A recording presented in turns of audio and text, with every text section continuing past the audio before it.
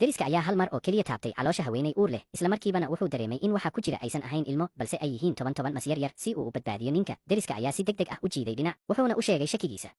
Ninku markii hore ma rumaysan, laakiin markuu ka fikiray sida xaaskiisu dhowaan dabeecaddeedu isu beddeshay iyo in uur ku socday 13 bilood, shaki ayaa qalbigiisa galay. Markuu arkay wejiga ninka oo sii adkaanaya, derisku uu ogaa inuu bilaabay inuu rumaysto.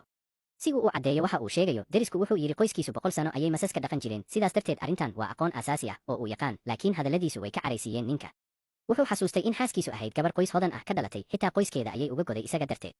Sidaas darteed wuxuu doortay inuu mar kale xaaskiisa rumaysto, wuxuuna uga digay deriska inuu mar dambe xaaskiisa aflagaadayn haddii kale uu cawaaqib xun la kulmi doono. Kadib wuxuu xaaskiisa u kaxeeyey guriga. Laakiin isla markii ay guriga galeen, ninku wuxuu arkay miisaan mas oo ku yaal qoorta xaaskiisa.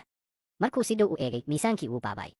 Wuxuu u maleeyay inay tahay mala awaal. Habeenkaas isagoo jooga musqusha guriga, wuxuu mar kale arkay maskii weynaa ee soo muuqday maalintii xaaskiisu uur yeelatay. Markaas ayuu bilaabay inuu rumaysto hadalkii deriska. Maalintii xigtay ayuu u tagay deriska. Derisku wuxuu u sheegay in ilmaha caloosha ku jira uu leeyahay boqorka masaska. Wuxuu sheegay marka masaska yaryar dhashaan, ninka ka caawiya korintooda uu noqon doono cunto ay ku koraan, iyagoo ka baqaya in ninka dhab ahaantii la cuno. Derisku wuxuu siiyey dhalo dawo ah, wuxuuna ku yidhi, ka hor inta dayaxa cas uusan soo bixin, waa inaad xaaskaaga ka cabsiisaa dawadan, haddii kale noloshaadu khatar ayay ku jirtaa. Isla markuu hadalka dhameeyey, deriskii kale ee tuulada ayaa soo yaacay, iyagoo leh xaaska ninka ayaa cunaysa dhammaan xoolaha tuulada. Ninku weli ma rumaysan, wuxuuna u cararay meesha xoolaha lagu hayay. Halkaas ayuu ku arkay xaaskiisa oo leh weji qanacsan, halka dadka tuuladuna ay lacag magdhow ah dalbanayeen. Ninku si degdeg ah ayuu u diiday eedeymaha, laakiin cidna ma rumaysan. Xitaa odaygii tuulada wuxuu rabay inay tuulada ka baxaan. Markii ninku garan waayey waxa uu sameeyo, waxaa si lama filaan ah u yeertay qaylo xanuun badan oo ka timid xaaskiisa oo ku jirtay bakhaar u dhow. Markuu orday, wuxuu arkay xaaskiisa oo caloosheeda qabsanaysa iyadoo xanuun la ildaran. Markay tiri iyaduna ma garanayso sababta ay xoolaha u cunayso, qalbiga ninka aad ayuu u xanuunay, isagoo ka baqaya dadka tuulada ee xanaaqsan. Wuxuu soo jeediyey inay isbitaal magaalada ku yaal tagaan, laakiin iyadu way diiday sababtoo ah ma jecla urka daawada iyo jeermiska. Markuu ninku labalabaynayay, haweenaydu gacantiisa ayay iska tuurtay, waxayna si dhab ah u weydiisay, ma adiguna sida dadka kale ayaad u malaynaysaa in ilmaha calooshayda ku jira ay yihiin masas yaryar? Ninku wuu argagaxay, wuxuuna si degdeg ah u yidhi inuu keliya ka walwalsan yahay dhibka uurku ku hayo. Markaas ayay u sheegtay in wiilka eedadeed oo la yidhaahdo Jack uu dhowaan u soo qoray warqad, isagoo sheegay inuu u guuray buuraha u dhow. Maadaama Jack yahay dhakhtar dhaqameed Shiine ah, waxay soo jeedisay inay buuraha tagaan ilaa ilmuhu dhasho. Markuu maqlay buuraha, ninku wuu cabsaday sababtoo ah halkaas waxaa ku badan masaska sunta leh.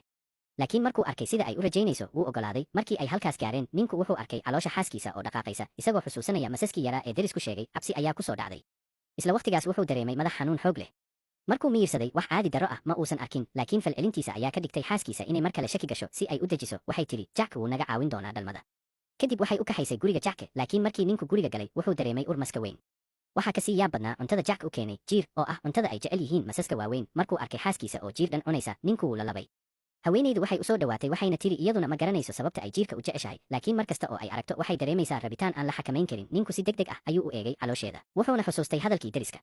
Shaki ayaa galay in ilmaha gudaha ku jira ay dhab ahaantii yihiin masas badan. Si uusan naftiisa khatar ugu gelin, wuxuu shakigiisa qariyey, laakiin isla waqtigaas Jack wuxuu siiyey dhalo dawo ah, wuxuuna yidhi haweenaydu waa inay cabtaa marka dayaxa casaado si ay ilmaha u dhasho. Ninku markuu arkay dawada, wuxuu xusuustay hadalkii deriska, shakigiisuna wuu sii kordhay.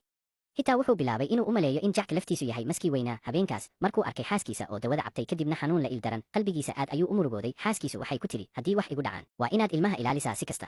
Markaas ninku wuxuu ka qoomameeyey inuu mar uun ka shakiyey, laakiin markuu dayaxu si tartiib ah u casaaday, miyirkiisu wuxuu bilaabay inuu lumo. Isla markii uu ku dhawaaday inuu suuxo, wuxuu arkay mas yar oo ka soo muuqday caloosha xaaskiisa. Wuxuu dib u dhacay isagoo argagaxsan. Markaas ayuu xusuustay dawadii deriska siiyey. Wuxuu ku noqday qolkiisa si uu naftiisa iyo xaaskiisaba u badbaadiyo. Isagoo aan ka labalabayn ayuu dawadii ku shubay baaquli, laakiin markii uu ku soo noqday qolka wixii uu arkay ayaa si daran uga nixiyey, wuxuuna si toos ah ugu dhacay dhulka isagoo suuxay.